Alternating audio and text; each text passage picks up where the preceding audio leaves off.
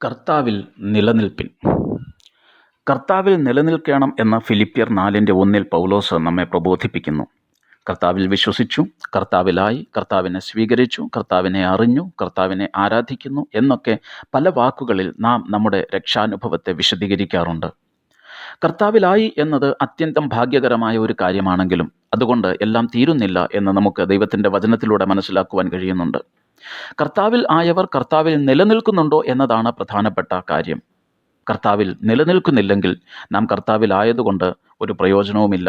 കർത്താവിനെ വിശ്വസിച്ചതുകൊണ്ട് അതുകൊണ്ട് കാര്യമൊന്നുമില്ല.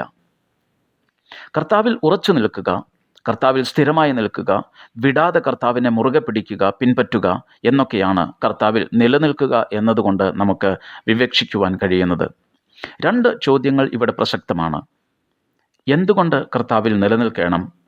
എങ്ങനെയാണ് കർത്താവിൽ നിലനിൽക്കുവാൻ സാധിക്കുക? നമ്മുടെ ഏറ്റവും ശക്തനായ സംരക്ഷകനും ഏറ്റവും സുരക്ഷിതമായ അഭയകേന്ദ്രവും കർത്താവാണ്. അതുകൊണ്ട് നാം കർത്താവിൽ നിലനിൽക്കണം. കർത്താവിൽ മാത്രമേ നമുക്ക് നിലനിൽക്കുവാൻ കഴിയൂ. കർത്താവ് കാത്തു പരിപാലിക്കുന്നത് പോലെ നമ്മെ സംരക്ഷിക്കുവാൻ വേറെ ആർക്കുമാകില്ല. കർത്താവ് സ്നേഹിക്കുന്നത് പോലെ സ്നേഹിക്കുവാനും, കർത്താവ് ക്ഷമിക്കുന്നത് പോലെ ക്ഷമിക്കുവാനും, കർത്താവ് ആശ്വസിപ്പിക്കുന്നത് പോലെ ആശ്വസിപ്പിക്കുവാനും ഈ ഭൂമിയിൽ വേറെ ആരും നമുക്ക് ഇല്ല, ഒരിക്കലും ഉണ്ടാകില്ല.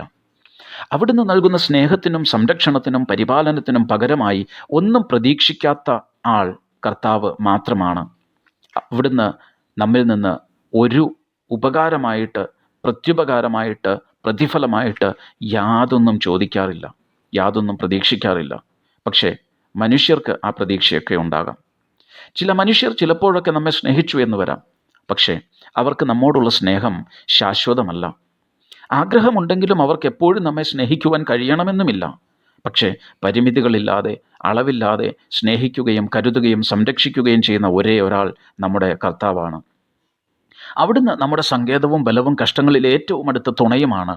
അമ്മ മറന്നാലും നമ്മെ മറക്കാത്ത ദൈവമാണ് നമ്മുടെ ദൈവം. സകലവും നന്മയ്ക്കായി കൂടി വ്യാപരിപ്പിക്കുന്ന ദൈവമാണ് നമ്മുടെ കർത്താവ്. സകലത്തിനും നമ്മെ ശക്തരാക്കുന്ന ദൈവമാണ് നമ്മുടെ ദൈവം. ക്രിസ്തുയേശു മുഖാന്തരം നമുക്ക് ജയം തരുന്ന ദൈവമാണ് നമ്മുടെ ദൈവം. ആരെല്ലാം കൈവിട്ടാലും, ആരെല്ലാം ഉപേക്ഷിച്ചാലും കൈവിടാത്ത, ഉപേക്ഷിക്കാത്ത കർത്താവാണ് നമ്മുടെ കർത്താവ്. എന്തുകൊണ്ട് ഈ കർത്താവിൽ നാം ആശ്രയിച്ചുകൂടാ? എന്തുകൊണ്ട് ഈ കർത്താവിൽ നാം നിലനിന്നുകൂടാ? ഏത് ക്ഷാമകാലത്തും നമ്മെ ക്ഷേമമായി പോറ്റുന്ന ദൈവമാണ് നമ്മുടെ കർത്താവ്.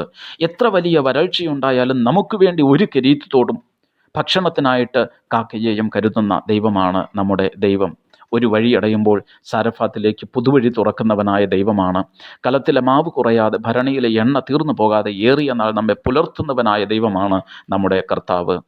നാം എന്തുകൊണ്ട് ഈ കർത്താവിലല്ലാതെ ആരിലെങ്കിലും ആശ്രയിക്കണം?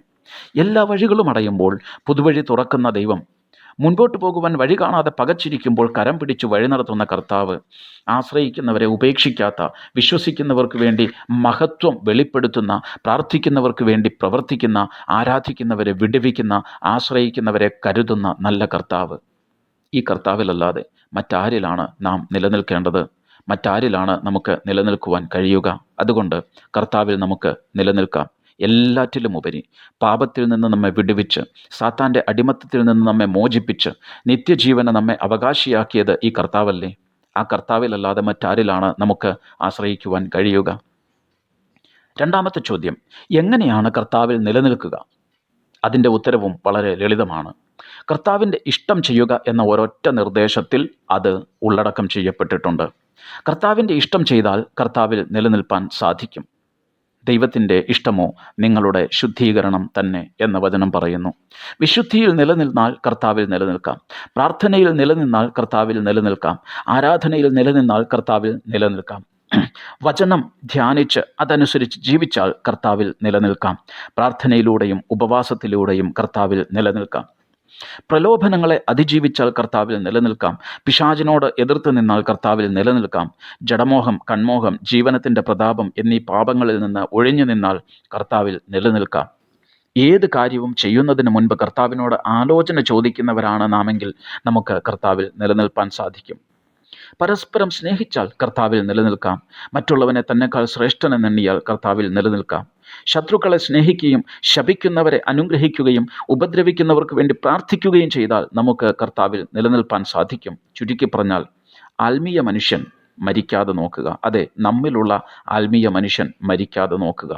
ജഡത്തെ എപ്പോഴും മരിപ്പിച്ചുകൊണ്ടിരിക്കുക. കർത്താവിൽ നിലനിൽക്കുവാനുള്ള മാർഗം ഇതാണ്, ഇതല്ലാതെ വേറൊരു മാർഗമില്ല. അതിന് നമുക്ക് പരിശുദ്ധാത്മ നിറവ് ആവശ്യമാണ്. അനുദിനം ആത്മനിറവിൻ്റെയും ആത്മസ്നാനത്തിൻ്റെയും അനുഭവം പ്രാപിക്കുക. ആത്മാവിനെ അനുസരിച്ച് നടക്കുക, ജീവിക്കുക. പ്രാർത്ഥനയും ആരാധനയും വചനധ്യാനവും ആത്മനിറവും ഞായറാഴ്ച മാത്രമോ അല്ലെങ്കിൽ ഒരുമിച്ച് കൂടി വരുമ്പോൾ മാത്രമുള്ള ഒരു അനുഭവം മാത്രമാകാതെ അവ നമ്മുടെ നിത്യജീവൻ്റെ അനുദിന ജീവിതത്തിലെ അനുഭവമായി മാറട്ടെ. കുടുംബജീവിതത്തിലും വ്യക്തിപരമായ ജീവിതത്തിലും പ്രാർത്ഥനയും ആരാധനയും വചനധ്യാനവും ആത്മനിറവും അഭിഷേകവും നിലയ്ക്കാതിരുന്നാൽ കർത്താവിൽ നമുക്ക് നിലനിൽക്കാം. ലോകത്തിൽ നമുക്ക് എന്തെല്ലാം ഉണ്ടായാലും ഇനി ഒന്നും ഇല്ലെങ്കിലും ഒരൊറ്റ ലക്ഷ്യത്തോടെ മുൻപോട്ട് പോകാം. ഞാൻ കർത്താവിൽ നിലനിൽക്കും. കർത്താവല്ലാതെ എനിക്ക് മറ്റൊന്നും വേണ്ട. കർത്താവല്ലാതെ എനിക്ക് മറ്റാരും വേണ്ട. കർത്താവാണ് എൻ്റെ ഏറ്റവും വലിയ സമ്പത്ത്. മറക്കരുത്, കർത്താവിലായതുകൊണ്ട് കാര്യമില്ല, കർത്താവിൽ നാം നിലനിൽക്കണം. ദൈവം നമ്മെ അനുഗ്രഹിക്കട്ടെ.